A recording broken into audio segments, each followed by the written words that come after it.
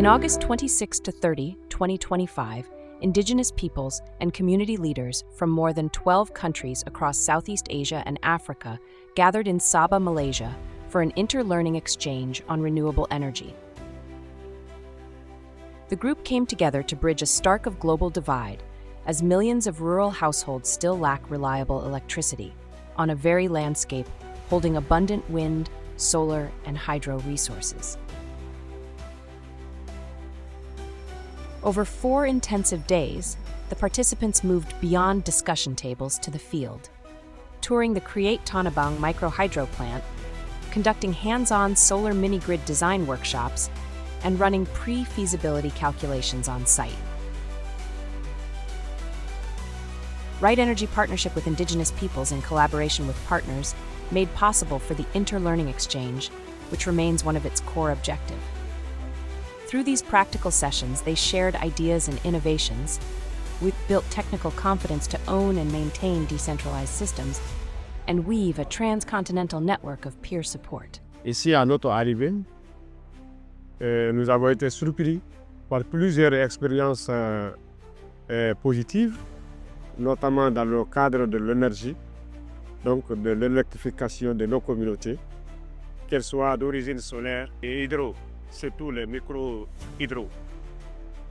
I thought hydropower is only bigger systems, but here I came to learn that you can have a smaller hydro system for a smaller community like the one we are standing here, or even a smaller group. Indigenous-led renewable energy initiatives is really enabling them to live lives that they choose, to define progress for themselves and pave their own path to development. When communities themselves have the agency and are given the resources to solve their own problems, I think that's the way we need to go.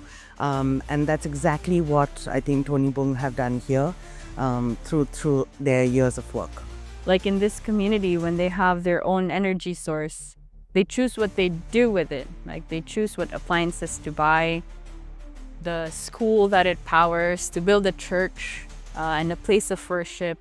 And I think that's what's important, that they can stay in their ancestral lands and live comfortable lives and thrive in their own way. I always think that the solutions are already existing in communities themselves. FPIC is not just a document that exists in the realm of the internet or the computer, but it's actually a living thing. I think free, prior, informed consent is so important, and the fact that it takes many, many steps, a whole range of conversations, negotiations between whoever's building the project and the community that's going to benefit from it. I think that's a really key lesson for the success and longevity of a project. Directly in my work, I see funding as one of the biggest barriers.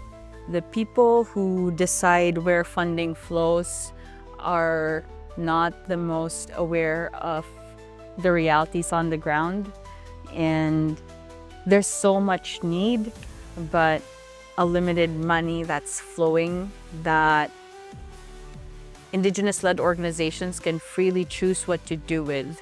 Our organization tries to help address that by bridging the philanthropic networks within our reach so that they could be accessed by our partner communities and our in-country partners. The biggest thing that calls out to me is the call for unity. So many things are similar. When it's the same planet that teaches us how to go about life, we learn very similar things. And I was so surprised that we are not alone. Maybe the issues are different, maybe the problems are different, but we are bounded by the culture, we are bounded by caring for each other, and we are bounded by the nature with each other.